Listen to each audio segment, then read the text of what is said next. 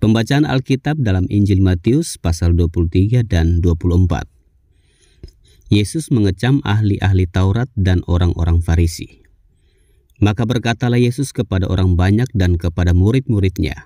Katanya, ahli-ahli Taurat dan orang-orang Farisi telah menduduki kursi Musa. Sebab itu turutilah dan lakukanlah segala sesuatu yang mereka ajarkan kepadamu. Tetapi janganlah kamu turuti perbuatan-perbuatan mereka, karena mereka mengajarkannya tetapi tidak melakukannya. Mereka mengikat beban-beban berat, lalu meletakkannya di atas bahu orang, tetapi mereka sendiri tidak mau menyentuhnya. Semua pekerjaan yang mereka lakukan hanya dimaksud supaya dilihat orang. Mereka memakai tali sembahyang yang lebar dan jubah yang panjang. Mereka suka duduk di tempat terhormat dalam perjamuan dan di tempat terdepan di rumah ibadat. Mereka suka menerima penghormatan di pasar dan suka dipanggil rabi. Tetapi kamu, janganlah kamu disebut rabi, karena hanya satu rabimu dan kamu semua adalah saudara. Dan janganlah kamu menyebut siapapun bapa di bumi ini, karena hanya satu bapamu, yaitu Dia yang di sorga. Janganlah pula kamu disebut pemimpin, karena hanya satu pemimpinmu, yaitu Mesias. Barang siapa terbesar di antara kamu, hendaklah ia menjadi pelayanmu. Dan barang siapa meninggikan diri, ia akan direndahkan. Dan barang siapa merendahkan diri, ia akan ditinggikan. Celakalah kamu, hai ahli-ahli Taurat dan orang-orang Farisi. Hai kamu orang-orang munafik, karena kamu menutup pintu-pintu kerajaan sorga di depan orang. Sebab kamu sendiri tidak masuk dan kamu merintangi mereka yang berusaha untuk masuk. Celakalah kamu, hai ahli-ahli Taurat dan orang-orang Farisi. Hai kamu orang-orang munafik, sebab kamu menelan rumah janda-janda sedang kamu mengelabui mata orang dengan doa yang panjang-panjang. Sebab itu kamu pasti akan menerima hukuman yang lebih berat. Celakalah kamu, hai ahli-ahli Taurat dan orang-orang Farisi, sebab kamu mengarungi lautan dan menjelajah daratan untuk mentobatkan satu orang saja menjadi penganut agamamu, dan sesudah ia bertobat, kamu menjadikan dia orang neraka yang 2 kali lebih jahat daripada kamu sendiri.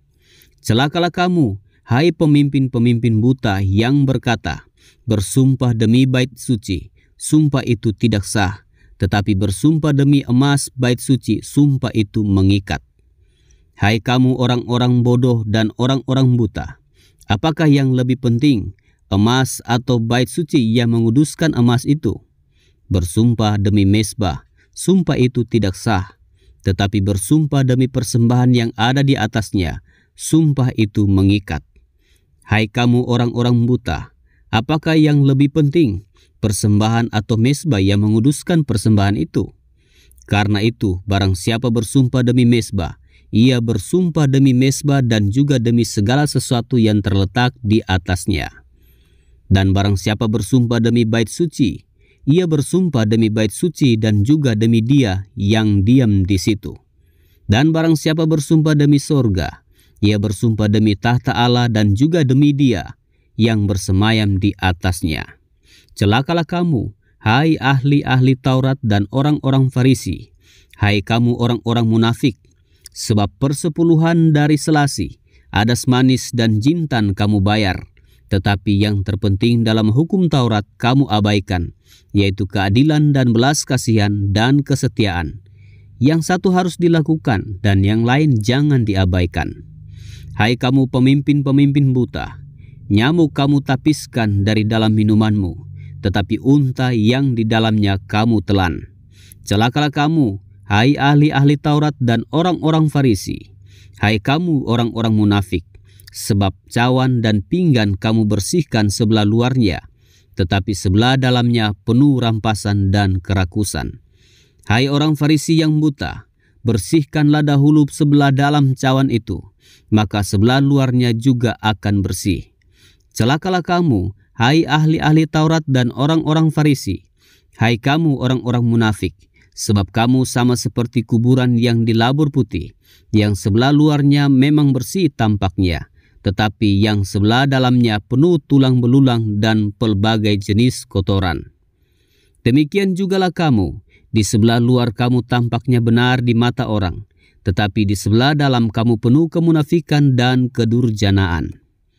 Celakalah kamu, hai ahli-ahli Taurat dan orang-orang Farisi, hai kamu orang-orang munafik, sebab kamu membangun makam nabi-nabi dan memperindah tugu orang-orang saleh, dan berkata, jika kami hidup di zaman nenek moyang kita, tentulah kami tidak ikut dengan mereka dalam pembunuhan nabi-nabi itu.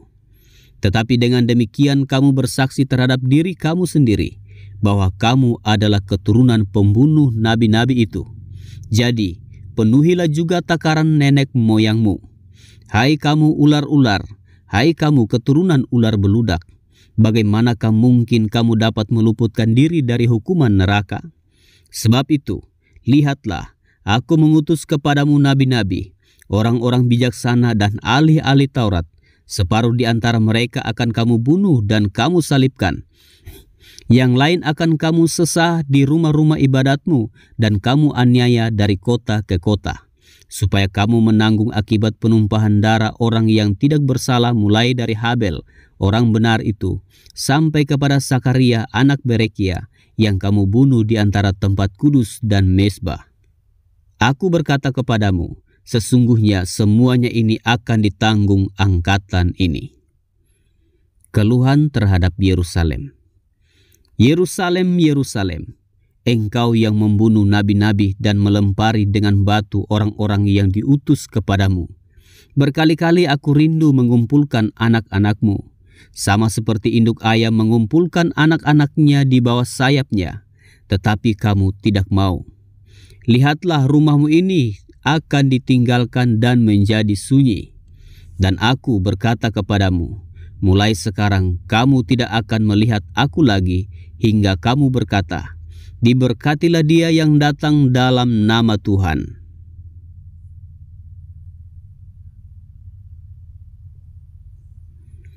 Khotbah tentang akhir zaman dalam pasal 24-25. Matius pasal 24. Bait Allah akan diruntuhkan. Sesudah itu Yesus keluar dari bait Allah lalu pergi.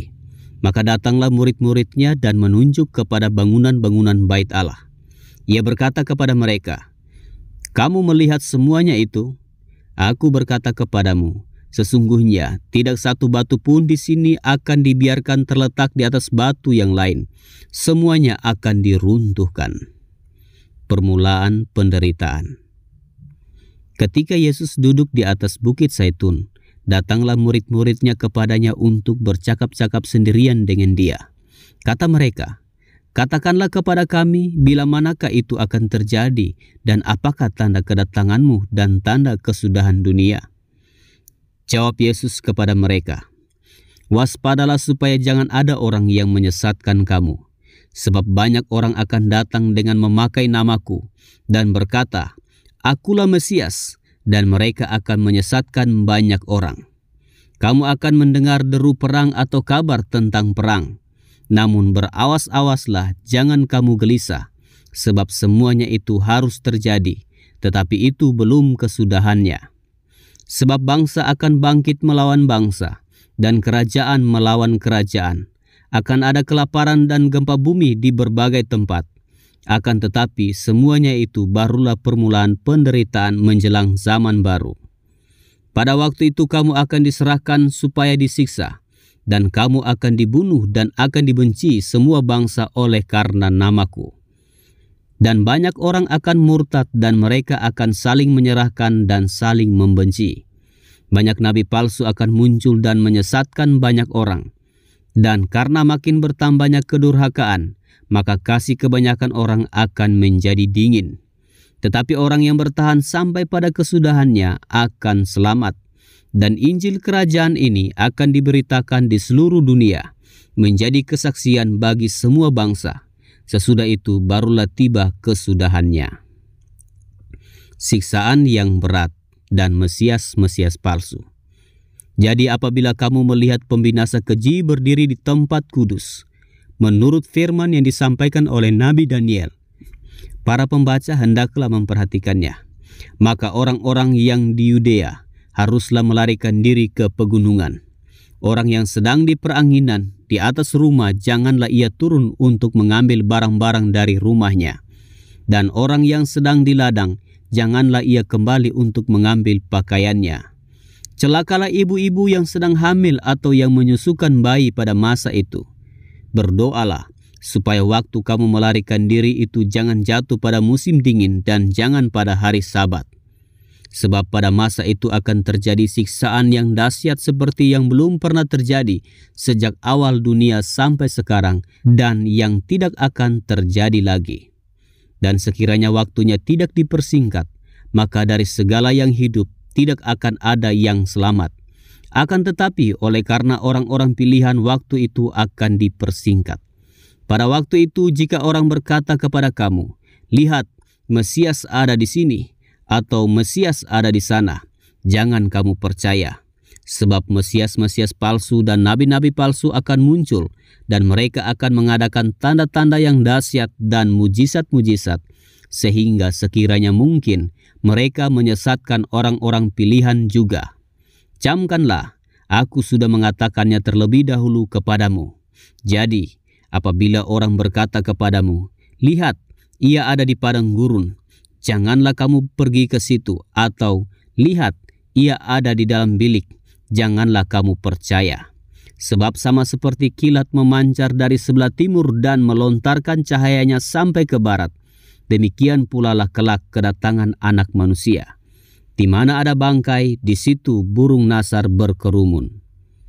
Kedatangan Anak Manusia, perumpamaan tentang pohon ara.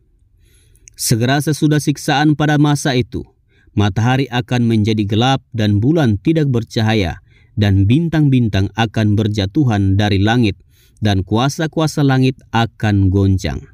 Pada masa itu akan tampak tanda Anak Manusia di langit, dan semua bangsa di bumi akan meratap, dan mereka akan melihat Anak Manusia itu datang di atas awan-awan di langit dengan segala kekuasaan dan kemuliaannya.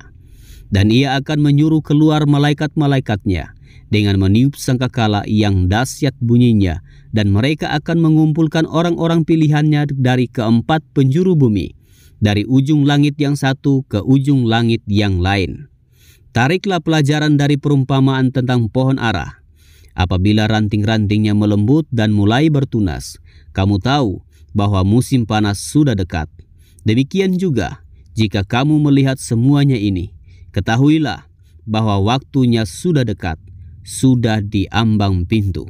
Aku berkata kepadamu, sesungguhnya angkatan ini tidak akan berlalu sebelum semuanya ini terjadi. Langit dan bumi akan berlalu, tetapi perkataanku tidak akan berlalu. Tetapi tentang hari dan saat itu tidak seorang pun yang tahu, malaikat-malaikat di sorga tidak, dan Anak pun tidak, hanya Bapa sendiri. Nasihat supaya berjaga-jaga. Sebab sebagaimana halnya pada zaman Nuh, demikian pula halnya kelak pada kedatangan Anak Manusia. Sebab sebagaimana mereka pada zaman sebelum air bah itu makan dan minum, kawin dan mengawinkan, sampai kepada hari Nuh masuk ke dalam bahtera, dan mereka tidak tahu akan sesuatu sebelum air bah itu datang dan melenyapkan mereka semua. Demikian pula lah halnya kelak pada kedatangan Anak Manusia. Pada waktu itu, kalau ada dua orang di ladang, yang seorang akan dibawa dan yang lain akan ditinggalkan. Kalau ada dua orang perempuan sedang memutar batu kilangan, yang seorang akan dibawa dan yang lain akan ditinggalkan. Karena itu berjaga-jagalah, sebab kamu tidak tahu pada hari mana Tuhanmu datang. Tetapi ketahuilah ini, jika tuan rumah tahu pada waktu mana pada malam hari pencuri akan datang, sudahlah pasti ia berjaga-jaga dan tidak akan membiarkan rumahnya dibongkar. Sebab itu, hendaklah kamu juga siap sedia, karena Anak Manusia datang pada saat yang tidak kamu duga. Perumpamaan tentang hamba yang setia dan hamba yang jahat. Siapakah hamba yang setia dan bijaksana, yang diangkat oleh tuannya atas orang-orangnya untuk memberikan mereka makanan pada waktunya? Berbahagialah hamba yang didapati tuannya melakukan tugasnya itu ketika tuannya itu datang. Aku berkata kepadamu, sesungguhnya tuannya itu akan mengangkat dia menjadi pengawas segala miliknya. Akan tetapi apabila hamba itu jahat dan berkata di dalam hatinya, tuanku tidak datang-datang, lalu ia mulai memukul hamba-hamba lain dan makan minum bersama-sama pemabuk-pemabuk, maka tuan hamba itu akan datang pada hari yang tidak disangkakannya dan pada saat yang tidak diketahuinya, dan akan membunuh dia dan membuat dia senasib dengan orang-orang munafik. Di sanalah akan terdapat ratapan dan kertakan gigi. Selanjutnya dalam pasal 25 sampai 26.